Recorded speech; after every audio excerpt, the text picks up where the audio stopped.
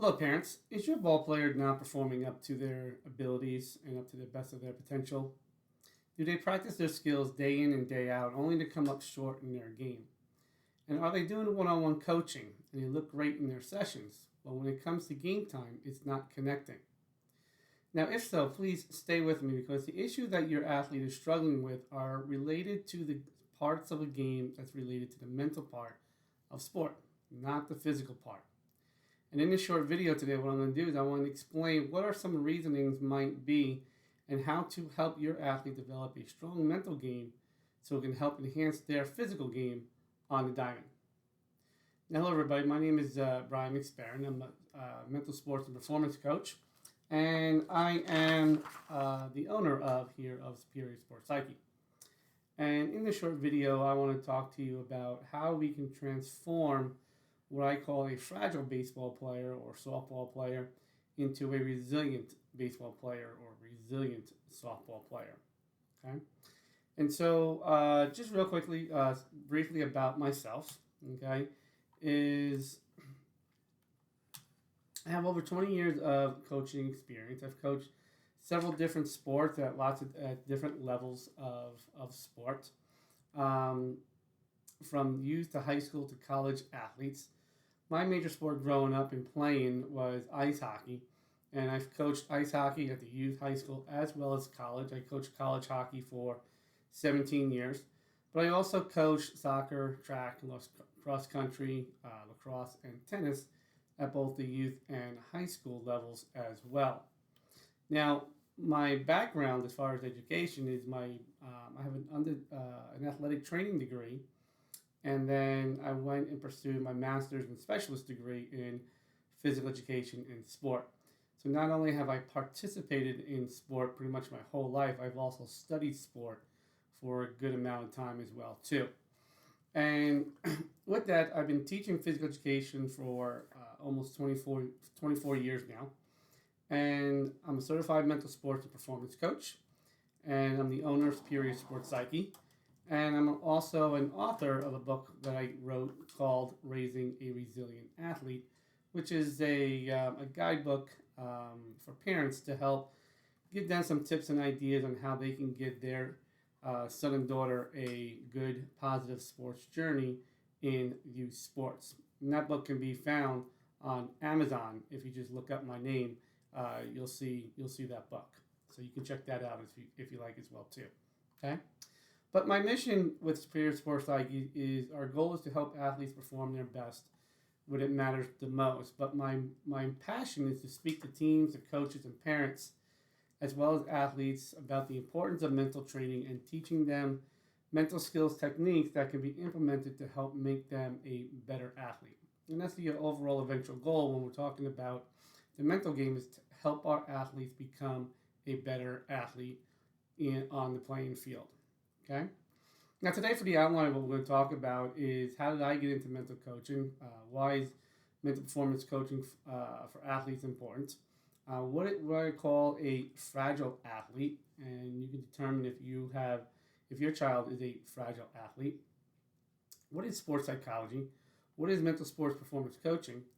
What is the performance cycle? And this is probably one of the key things when we talk about sport, is understanding this performance cycle relationship. Okay, and then we're going to talk about solutions on how to transform an athlete that is a fragile athlete into a resilient athlete. Okay. So how did I get into the mental game? Well, pretty much what happened was, back when I was in my undergrad studying my athletic training degree, I had to take a sports psychology class, and I absolutely loved it. Okay, because obviously when an athlete gets hurt, when they're rehabbing and they're trying to come back from injuries, not only that they come over to the physical part of the injury, they have to overcome the mental parts that are going to hold them back from going out there, and to overcome the fear of not getting hurt again, and to trust their bodies to go out there and perform again. Okay, so I had to take a few sports psychology classes. Well, at the same time as I was taking these classes, I was also coaching a U16 hockey team. And it was at a high level.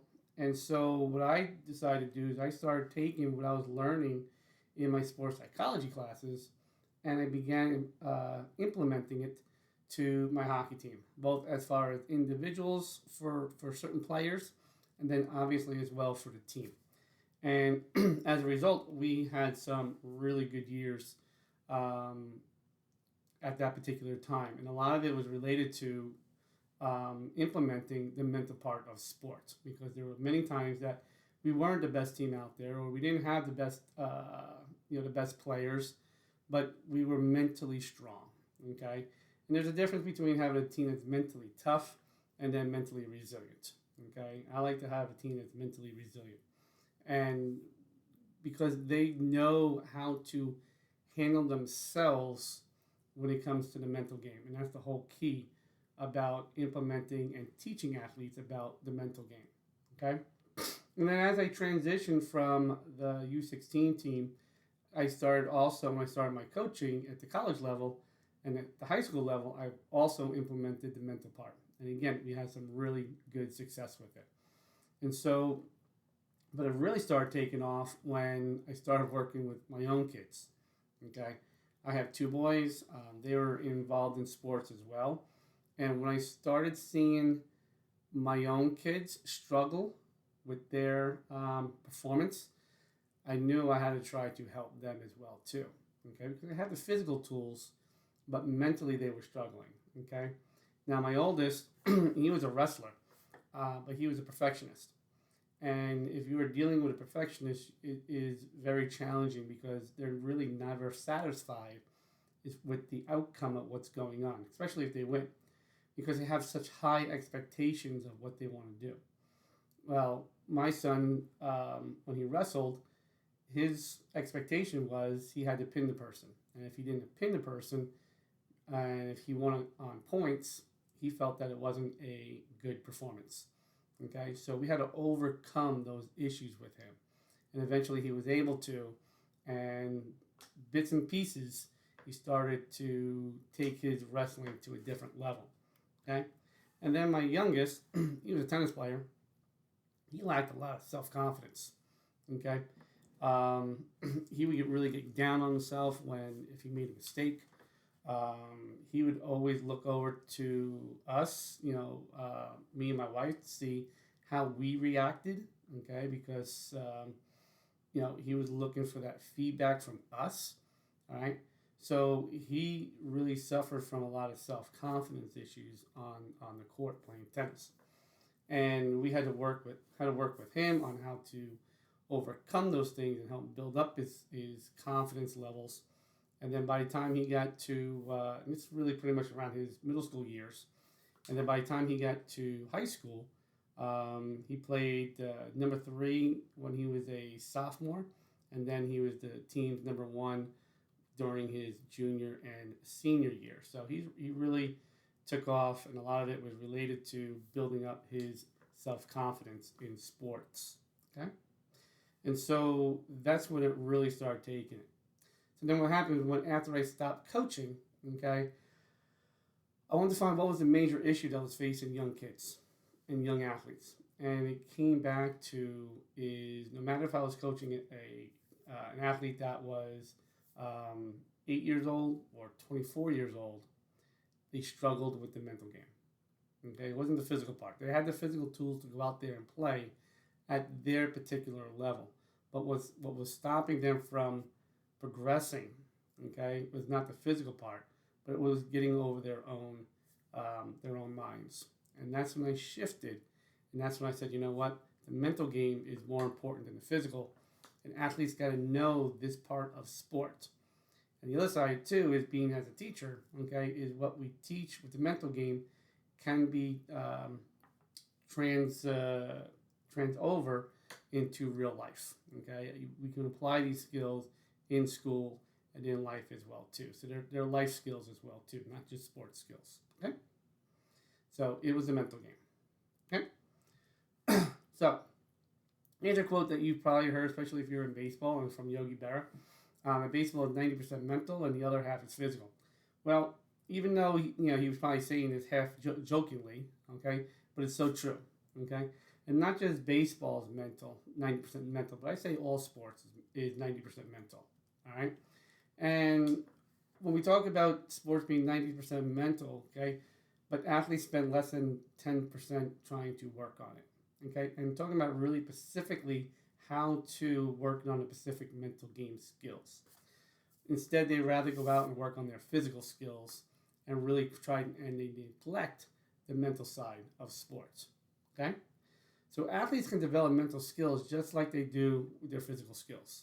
And we teach them how to overcome different parts that they have to overcome. Either it might be dwelling on mistakes, it might be performance anxiety, it might be confidence issues, it might be stuff related to their teammates. Okay, we teach them skills to help them overcome these issues, just like if they're trying to learn a new skill in their sports. Okay, and what I try to tell athletes is the reason why the mental game is so important is the body will play the sport, okay, but our mind is going to control our actions. All right, and so if we're looking at baseball, okay, the body is going to swing the bats, okay, to hit the ball, but the mind is controlling all the actions. So our mind has to be strong, just like the body has to be strong, okay. And when we work on the mental part, okay, it's important because athletes and teams are looking for that competitive edge, because talent will only take us so far, and we'll chit chat about that here in a little bit. Okay. So here's an idea, just kind of look at and think about your ball player, all right? And just think about some of these questions, okay? Does your ball player play inconsistently? Okay, they might have a good game today, struggle for a couple of games, have a couple of good games, and struggle again, okay? Are they playing inconsistently? Okay, does your ball player struggle with confidence in their performance? Does your ball player doubt their abilities to go out there and perform? You hear words like, I can't, okay, or I'm not good enough, or we can't win, all right?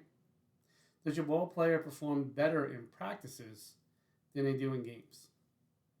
And for a lot of athletes in any sport, you'll see this, is they perform so well in practice, but when it comes to game time, they look like a totally different person. But why is that? Well, in practice, there's no stress. Okay, in practice, there's no pressure. Okay, it's just fun. But when they get into a game, now you got the pressure of the game, and a lot of athletes cannot handle that transition. So we want to teach them skills to help them take their practice performance and take it into a game. Okay, does your ball player lose focus and concentration out there? Okay, does your ball player get emotional after a mistake? And does that mistake affect their performance for the rest of their game? So if an athlete makes an error, okay, in the second inning, does that error stay with him for the rest of the game? They just can't let it go, okay? Now, if you answered yes to one or more of these questions, then your ball player, okay, is what I called a fragile athlete. They're in a fragile state, all right? And the reason why I label it as a fragile state is because they're going to struggle to handle the adversities, they're going to struggle to handle the pressure, and they're not going to be able to overcome setbacks effectively. And because of that, they're going to be limited on how far they're going to be able to play in their sport. And eventually what's going to happen, if they can't handle all this stuff, they're going to get to a time and place where they're just going to want to quit. They don't want to play no more because it's not going to be fun, all right? And so we have to work on that and help them, okay? Because while they might have the physical skills to compete, they lack the mental resilience to consistently perform at their best, okay? Especially in high-stress situations, okay? And every athlete has their own level of potential.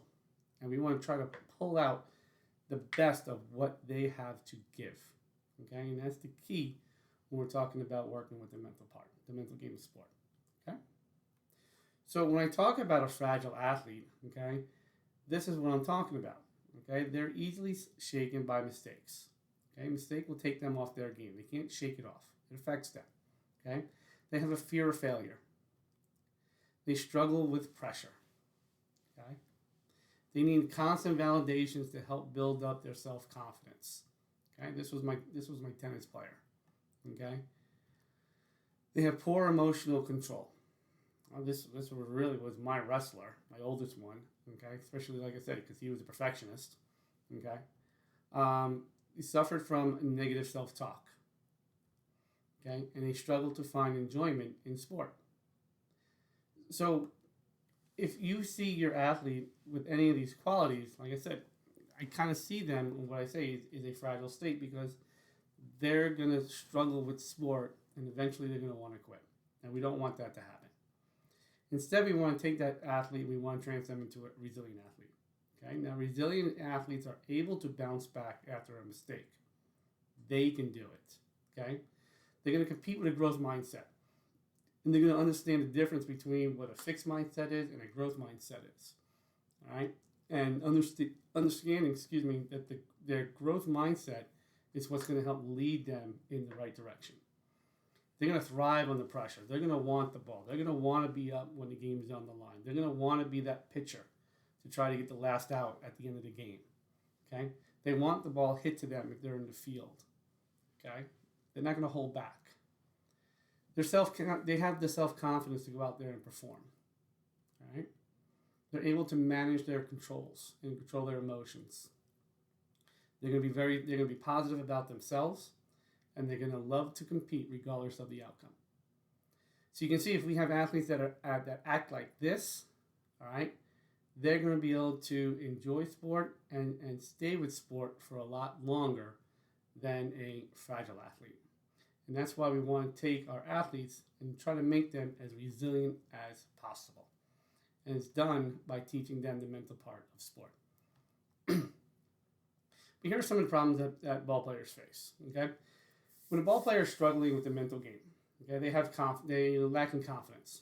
Okay, in their performance to go out, either hit the ball, field the ball, pitch the ball, whatever it is. We'll just say confidence.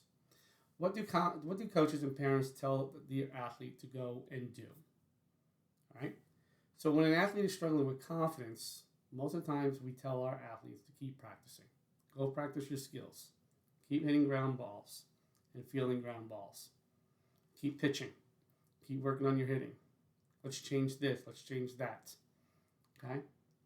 But the problem is that you can't fix a mental issue by working on the physical. They're two separate things, and we have to understand that part. We have the mental side of sport, and we have the physical side of sport. And you can't treat the physical by working on the mental. Okay? And so what I like to try to say is like having brake issues, but all you do is change the brake fluid. There are other issues that are going along. All right? So what we have to do is we have to try to find what is the root cause of why our athlete is having some, in this case, confidence issues. What's causing the confidence? Okay, but it's not the physical part. They had the physical skills to hit the ball. They had the physical skills to pitch the ball and to field the ball. They have that. But what is the root cause of why they're still struggling with their confidence? All right? So, and this is where sports psychology comes into play. Okay, but the key is, what is sports psychology?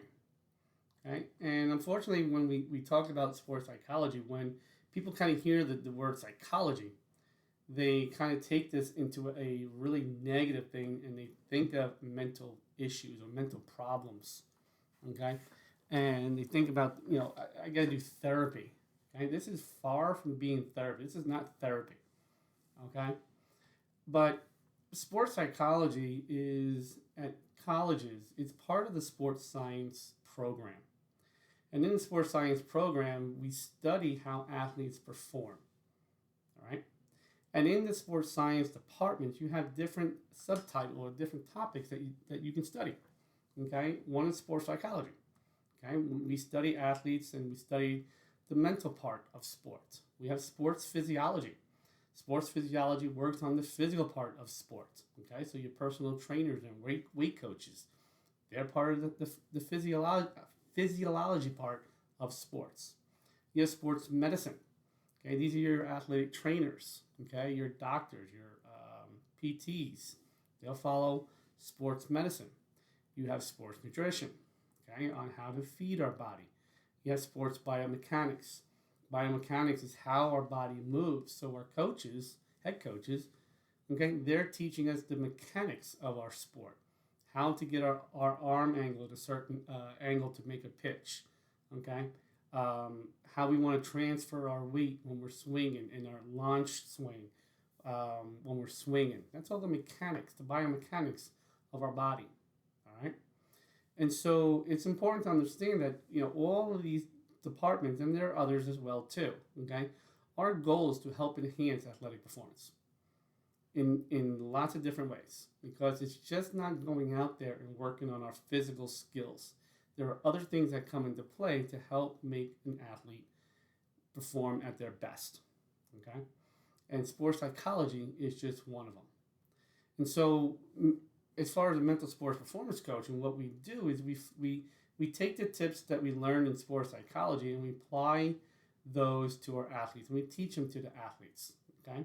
Because we want to help our athletes break through the barriers so they can play consistently. So we want to hold and teach them how to overcome some of their mental barriers. So, and one of the things that we teach that is so important for our athletes to understand is what this relationship, what we call, is the performance cycle. Now, the performance cycle is just nothing more than a relationship between our thoughts and our emotions and how it has an effect on our performance. And we'll talk a little bit about this in a little bit. Okay, but this is so important for our athletes to understand. And once they understand this relationship, you'll start to see a little bit of a change in their performance. Okay, but what are some mental barriers that can sabotage an athlete's potential to not reach the level that they want to? All right, these are mental parts. Okay, they have a lack of confidence in their abilities to go out there and perform. They might have loose focus and concentration. They might dwell on a mistake. Okay, and the big one here is performance anxiety. Okay, performance anxiety is huge to try to help athletes overcome, and we teach them skills on how to minimize their anxiety and their nervousness in sport. And when they know what they need to do, they can control their anxiety, they can control their nervousness, and they can go out there and perform freely. Okay? So in essence, we're a support coach for the athlete so we can help enhance their athletic performance. Right? And so when we work with athletes, we're helping athletes in a lot of different areas. Okay? Obviously, we're going to help build up their confidence and self-esteem. We're going to teach them on certain skills on how we can teach them to how to relax in sports. We'll teach them how to be more motivated so they want to go out there and play and train and do everything that goes with their sports. We'll teach them how to be a good teammate, how to handle coaching situations when they have a barrier back there about coaches and how do we handle coaches. Okay, a lot of stuff is a lot of the things that athletes have to learn how to overcome are things that they can and cannot control. And that's one of the big things that we try to teach our athletes. We teach them skills on how to relate to focus and concentration using visualization. We use goal setting, all right? And there's a whole bunch of other things as well too. This is a good snippet of things that we help athletes with. And when they can apply these things, then you're going to start seeing performance start to develop and really start increasing, both on and off the playing field. Okay? So what are some reasons why athletes don't follow or go along with the mental game? Okay?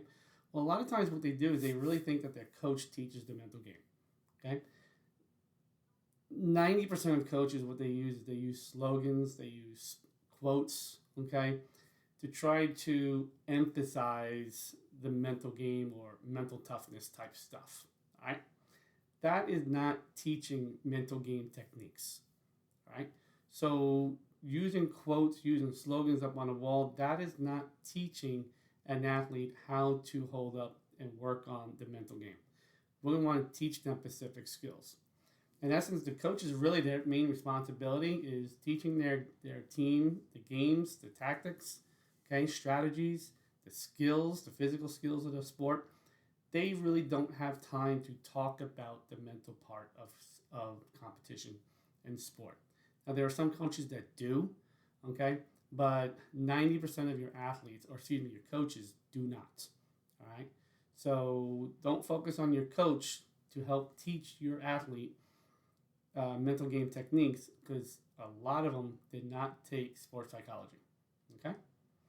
Only elite athletes will benefit from mental coaching. This is so far from the truth. Okay? They think that you have to be at the elite level to work on mental coaching. Okay? Um, any athlete that is an athlete, okay, has to overcome the stresses and pressures of sport, regardless if they're 9 years old, 10 years old, 30 years old, and at any level. Okay? So any level athlete will benefit from mental performance coaching and learning the skills that we teach. Okay? You can't monitor progress through the mental game. But you're not going to be able to monitor, statistically by numbers. Okay? But what you're going to do is an athlete is going to start to learn how they used to perform. And when they start learning some situations and learning skills, when they get into those same situations, they're going to act and perform a lot differently. And they're going to be in a much more positive state.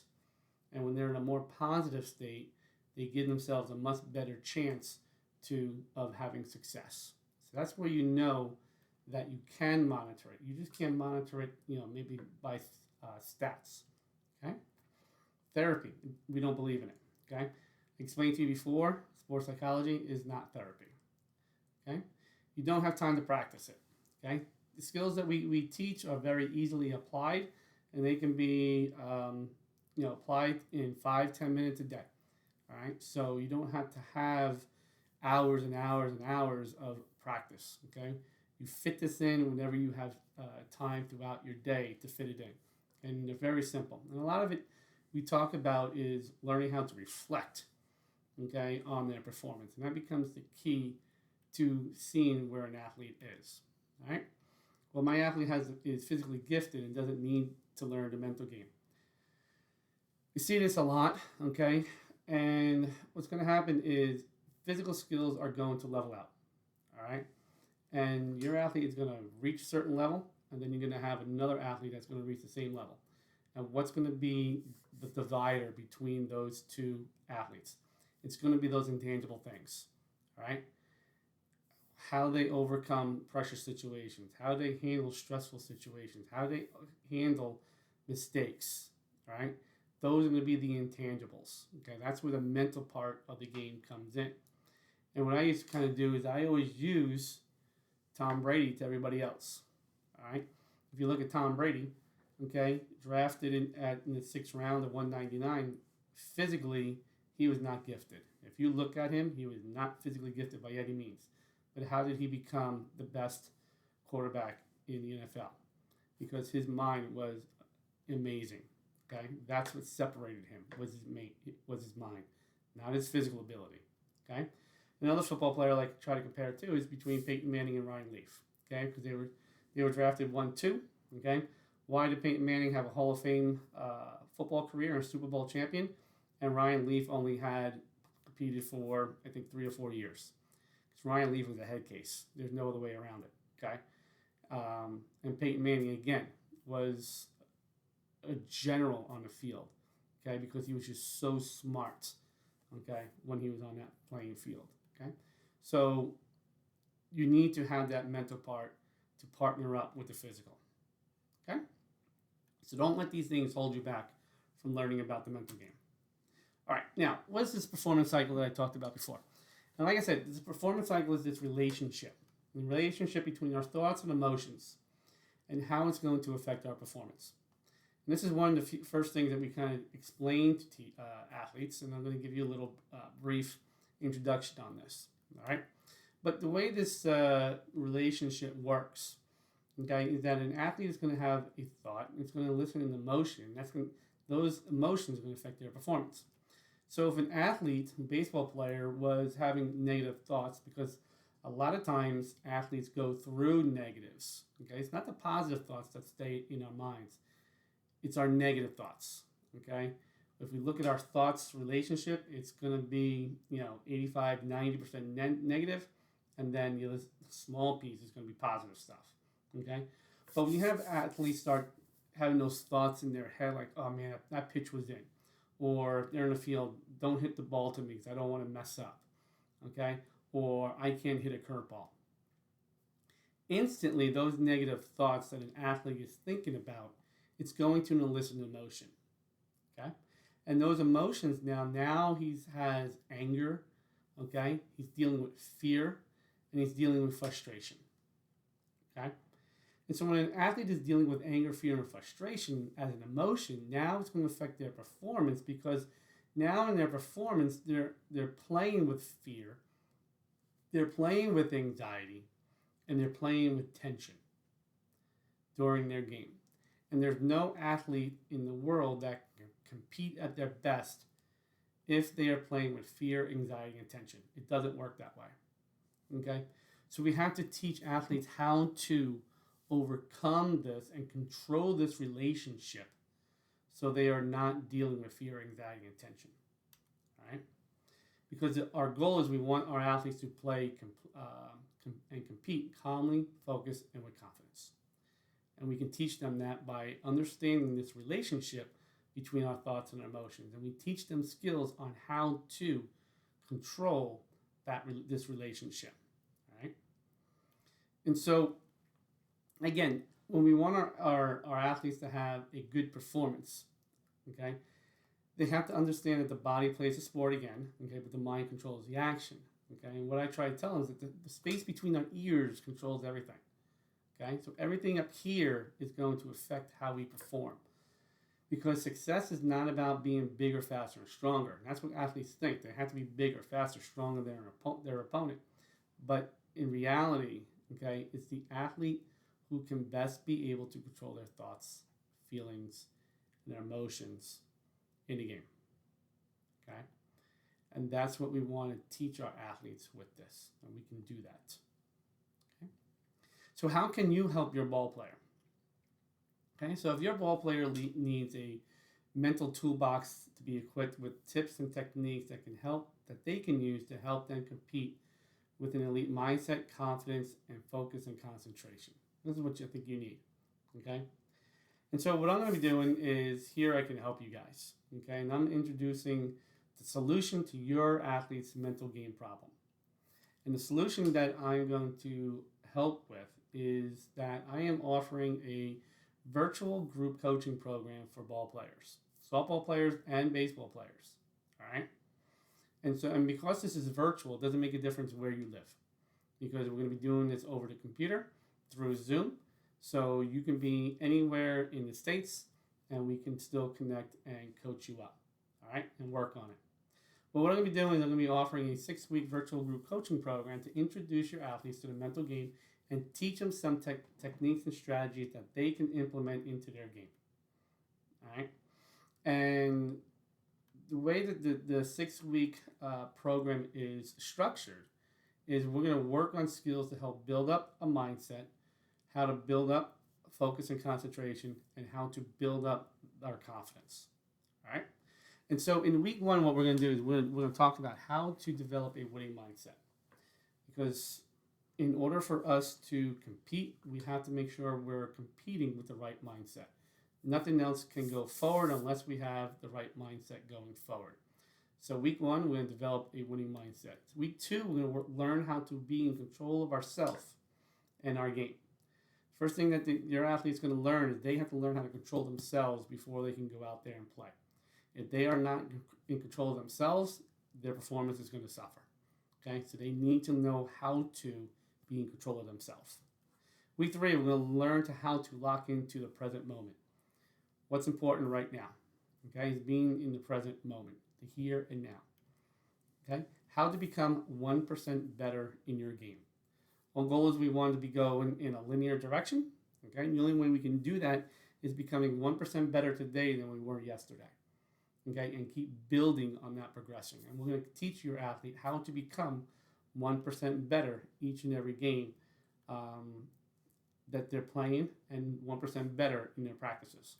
Okay, how to talk to themselves in a positive manner. Okay, and this is going to help build up on their self-confidence. And then finally, week 6, how to stay calm in those pressure moments. All right, and so throughout this 6-week process, okay, again, we're going to help take your athlete and transform them from those fragile states, okay? And we're going to start shifting those and transforming them to where your athlete can become more resilient on the playing field. Right? So the group coaching, virtual group coaching program is going to be for any athlete that's 12 or older. Okay, and that's looking to help enhance their performance. Okay, so and the program is structured for, like I said, for both softball players and baseball players. And we're going to teach you about the mental game, what it is, and how it can be implemented into their game. And we're going to give them some strategies that they're going to have to do in their game. And then we're going to reflect on that the next time each week. We're going to talk about what we talked about the previous week. Okay? Again, I go back to that teaching mode because I am a teacher. And for parents, what I want to say is my program is 100% refundable, okay, after 2 weeks. So if you feel after 2 weeks this is not right for your athlete and your athlete's not going to get what they think out of it, then just let me know and I'll refund your money. No questions asked, okay? So in essence, your athlete has nothing to lose, but they have lots to gain, okay? So again, if you're looking for your athlete to take that next step in the sport, let's teach them about the mental game. Okay, and all sessions will be recorded and sent out within 24 hours. Okay, so if your athlete cannot make a session for some reason, all right, then don't worry about it because we're going to be recording it, and then we'll send it out. We'll send it out to the group, so you can still have the information that we talk about. All right. Now the group coaching is 2 different programs. Again, one is for baseball, one is for softball. All right. So head over to sspmentalcoaching.com/baseball group coaching. That's for baseball players. Right. Then if you go to sspmentalcoaching.com/softball group coaching, that's going to be for the softball group. All right. So the dates and times are listed there along with all the information. All right. So we'll take a look at that information and talk it over, and let's begin that process of transforming your athlete, your ball player, from that fragile state to that resilient state. Okay. Now my email address is, you can always reach me. My email is at brian@sspmentalcoaching.com. Right? So if you're looking to help your ball player achieve new heights in their game, then get them to start learning about the mental game. It's so, so important. Okay? Because if you don't do it, his opponent or her opponent will be, and they're going to have the competitive edge. Okay? Give your athlete that competitive edge over the competition. And that starts with learning about the mental game. So I'm only going to have 20 spots. All right? So I'm going to be limited to 20 people, for 20 athletes for the session. Okay? So don't hold back. Act now when you see the registration stuff. Right? And then eventually, if you can always email me if this session is not good for you. I will be doing more later on down the line. All right. So if if these dates that you see listed are not good for you for some reason, let me know and I'll keep you updated when I'll offer the program again. All right. So here's my information. You can always reach out to me. My phone number there. You can call or text me. My website, sspmentalcoaching.com. And my email there again is at brian@sspmentalcoaching.com. All right. So I thank you for your time. All right. I look forward to hoping to have the opportunity to help your athlete transform from that fragile baseball player, that fragile softball player, and transforming them into a resilient baseball player and a resilient softball player. Okay? So until then, catch you next time. Thank you very much for listening. Okay? Bye-bye.